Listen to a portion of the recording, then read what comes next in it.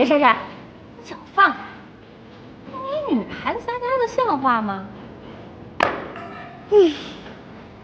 来尝尝我新调的饮料。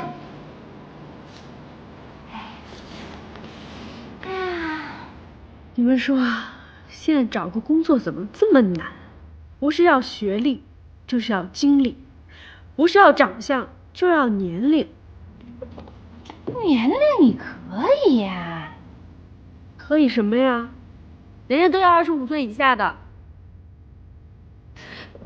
这简直就是对我们这个年龄段的侮辱，是吧？哎，这不光是对咱们的侮辱，还是对咱们的歧视。哎，等等，你们俩别咱们的啊！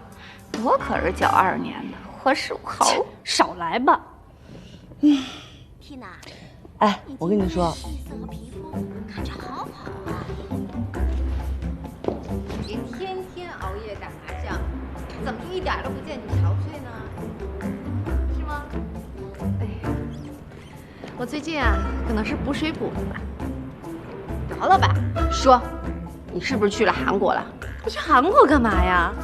哎呀，我再有钱也不能让那些高丽棒子给我骗了呀。哎，也是。哎，我跟你说，上个月我跟我女朋友去韩国，回来的时候海关差点没让过。回家以后，她老公也不高兴，没变漂亮，变奇怪了，郁闷的她这2天都不敢出门。哎呦，我说什么来着？没事，别老往韩国跑，这回头被人骗了，找人都没地儿找去。是。哎，那你这皮肤补水在哪儿补的呀？你看你这记性，我不是跟你说了吗？